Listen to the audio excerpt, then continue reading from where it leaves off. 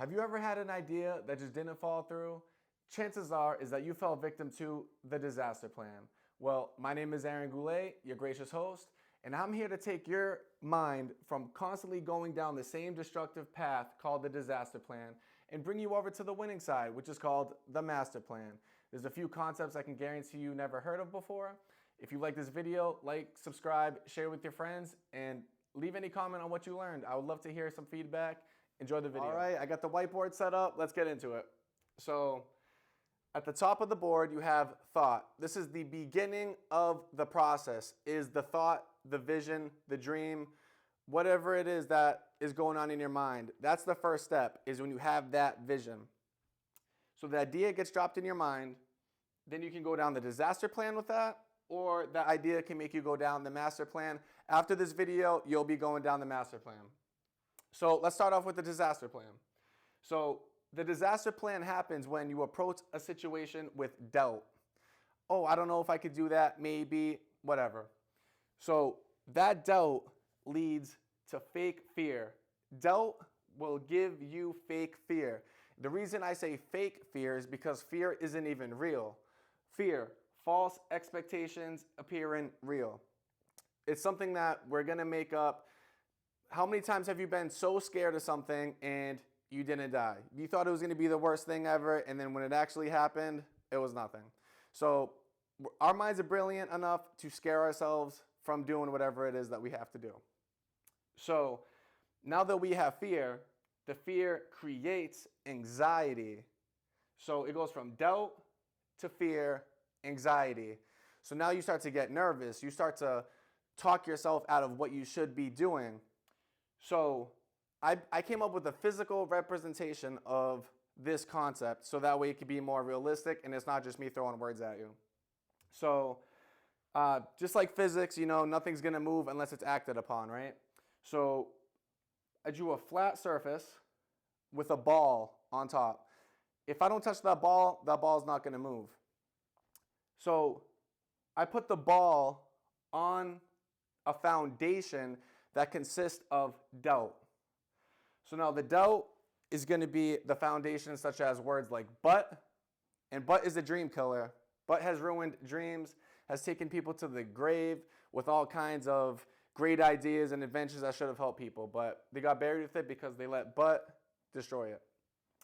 I don't know, what if, I can't, or any contributing factors such as disease, disabilities, not being the best in your class, anything like that, and that's going to be your excuse as to why you can't do something. But we're going to learn this about another time, but you have contributing factors and determining factors. And determining factors is whether or not you're actually going to do something. Contributing factors is just influences, basically. We'll get into that in another episode. So that's the foundation for the ball. Now, if you get opinions from everybody and you keep thinking, get an opinion from him, get an opinion from him, get an opinion from her, my teacher, my mom, my cousin, my sister, whatever. So this is going to look like this.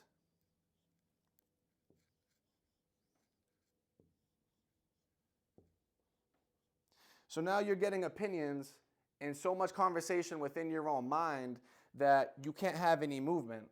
Because if someone's trying to push me this way and someone's pushing me this way at the same time, guess what? I didn't go anywhere. So doubt leads to fear, fear leads to anxiety, and anxiety leads to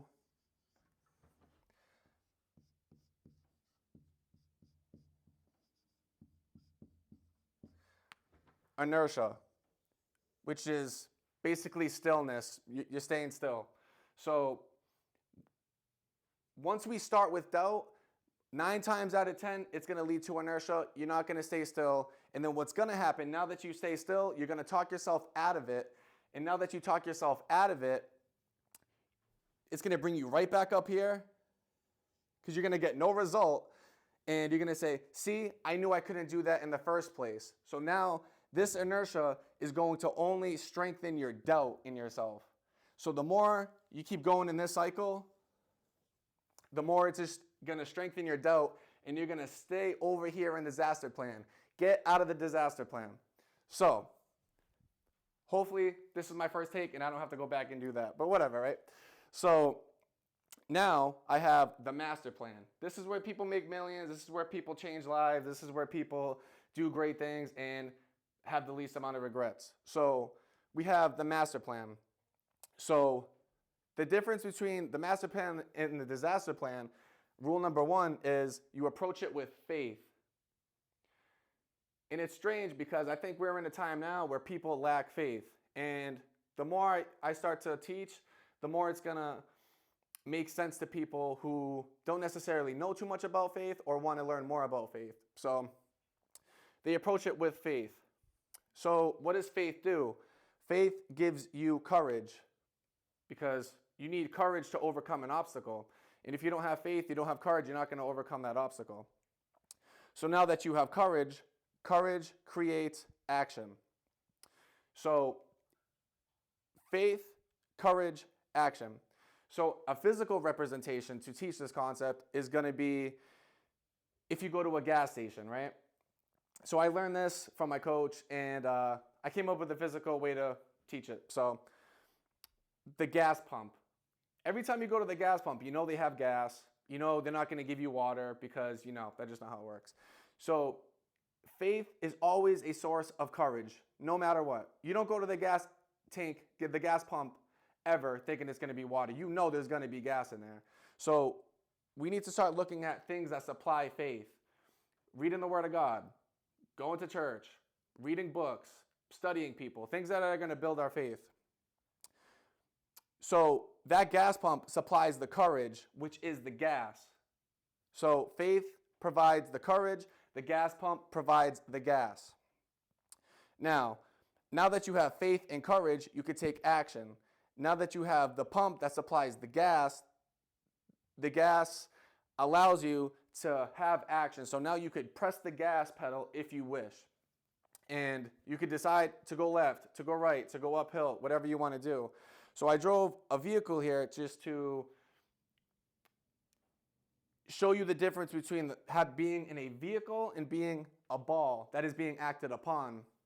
Because when you have a disaster plan mentality, you always think you're being acted on. But when you go by the master plan, you're doing the driving. You have the wheel. You can do whatever it is that you want to do because you got the faith, the courage, and the action.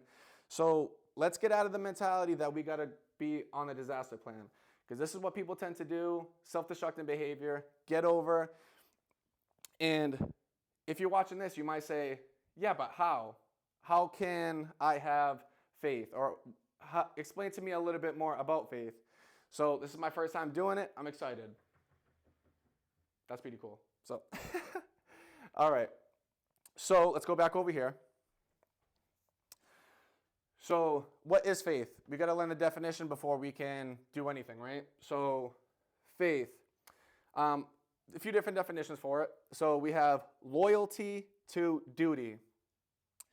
And then we also have fidelity to one's promise. You got to hold your promise. You got to stay loyal to what it is you say you're going to do. Trust in God. Interesting concept. Maybe you'll want to go down the path of learning more about that.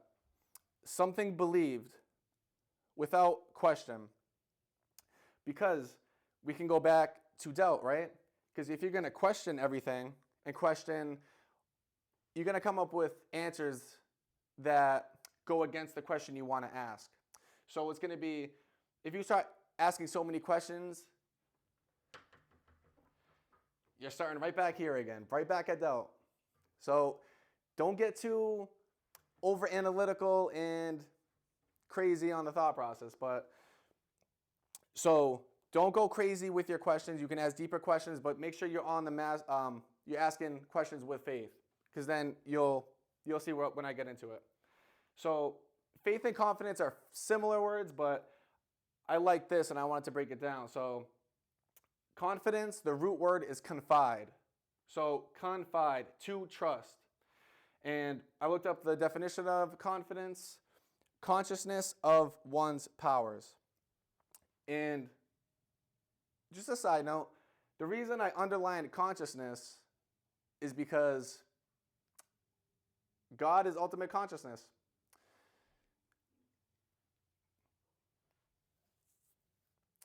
Something to think about. So we go over to the how section. So how do you build strength? So now that you know what the word is, you know what confidence is, you'll be able to have more faith in yourself and of the future and of God, and you'll start to have more confidence in yourself. But how do I develop the faith and how do I build my faith in myself so that I can take control of my future? So first things first, you got to reset your programming. Everything we've done from a kid, we're going to get into this section next. We've been programmed since we were babies, since we came out of the womb. Everything's been programming from what our parents taught us, from what our siblings taught us, from what our environment, our schools, our jobs. Everything is programming. The news, music. So to be able to learn something new, you need to unlearn what you know, at least a lot of it. And also hearing/listening. There's a difference between hearing and listening. We'll get into that as well. And you need to be willing to want to learn and want to accept faith, right? And because it's voluntary. It's not something that just happens. You need to sit down and make a decision. I want to start focusing on my faith. And watch how your life changes. So with the programming, the important part is that you want to dominate positive emotions. You want to eliminate negative emotions. And a mind dominated by positive emotions is favorable to faith. So the more positive you become and the more positive minded you become, the more allowance you're going to have to want to understand and accept faith. So now that you have that done, now you can give your subconscious mind instructions which will be accepted immediately. And the more it develops, the faster you could program your subconscious mind. So this was awesome. I actually got this from Bob Proctor. So I know some people have studied him, some people know about him.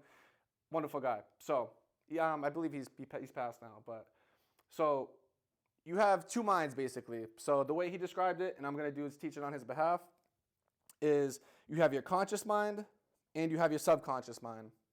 Your conscious mind is your manual mind. Your subconscious mind is your automatic mind. So it's basically your subconscious mind is everything that you've learned from a kid, and it's almost automatic. Like it's just like part of your backbone. Like you don't really put too much thought into it. Whereas your conscious mind is, hey, I want to go grab this water bottle and I'm going to drink it, and I'm going to go to work at 3 o'clock today, and you're just making your plan. So that's your conscious mind, your thinking mind. Now, this is how he described it here. So, as an infant, you are learning everything new. So your mind is just open to everything. It's a sponge. So I drew a little baby infant here. I believe it's from 0 to 7. That's when your subconscious is programmed to the most of its ability. So everything we learned, X from 0 to 7, is just deposited right here into your subconscious mind. Then as you get older, you go over to this person. You're more of an adult, maybe premature, or maybe you just stay this way your whole life. So now this is your subconscious mind. This became who you are and everything that you feel and everything that you know, your emotions, at least the majority of them. So a lot of times things may come into here and they just get bounced out, but that is generally the basis of who you are and how you think. Now, if we want to change that, we go over here. We're going to reset our programming by hearing, listening, and we need to surround ourselves with like-minded individuals, people that are wanting to grow, better music, not music that's necessarily talking about killing and all that kind of stuff, but we want to make sure what we're listening to and what's coming out of our mouths is generally positive.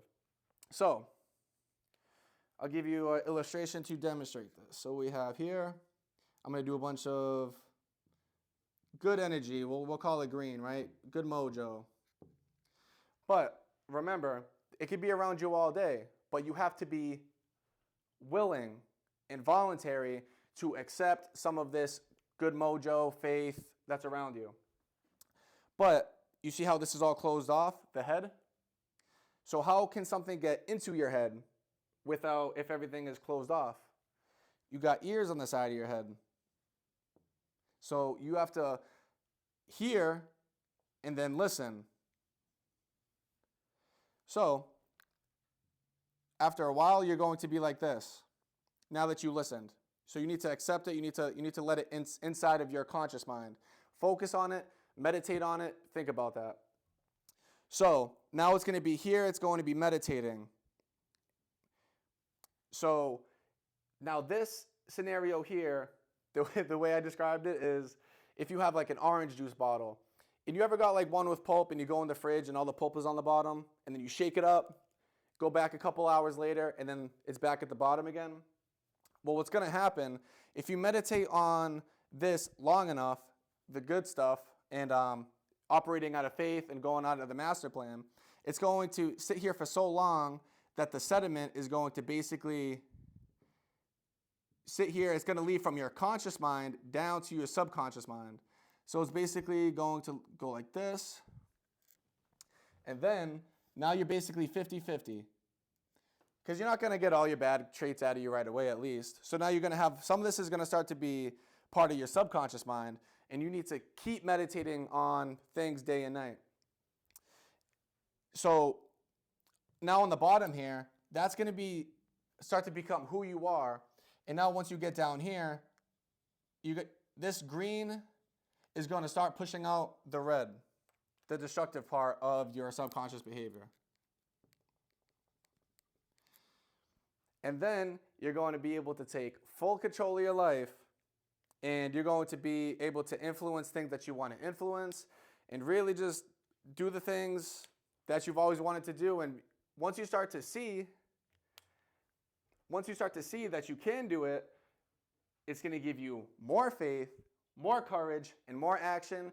And you are going to be multiplying things like you've never done before. What's going on, guys? So I hope you enjoyed that. I hope there's plenty to learn and take back home with you, plant in your mind, and start meditating on some of this stuff and watch how your life changes. So there's a book, Think and Grow Rich by Napoleon Hill. So I want to read a poem from there, which I think applies to the situation. So it'd be a good way to close out this video. So just a funny thing. So even with, I have a $100 bill as a bookmark. Sounds crazy, but again, it's all part of that programming process. Really need to start programming. Even if you're broke, you see a $100 bill, you're programming your mind to start seeking abundance. It might sound crazy. You might say it's a whole bunch of whatever, then fine, whatever, it's cool, but give it a try. So the poem goes like this. If you think you are beaten, you are. If you think you dare not, you don't. If you like to win, but you think you can't, it is almost certain you won't. If you think you'll lose, you're lost. For out of the world we find, success begins with the fellow's will. It's all in the state of mind. If you think you are outclassed, you are. You've got to think high to rise. You've got to be sure of yourself before you could ever win a prize. Life's battles don't always go to the stronger or faster man, but sooner or later, the man who wins is the one who thinks he can. Share this video, subscribe it, comment with your thoughts, and I would love to hear them. Check out the next episode. Follow me on Instagram, AMG Finishes. That's AMG Finishes, and thank you for your support. So see you on the next one.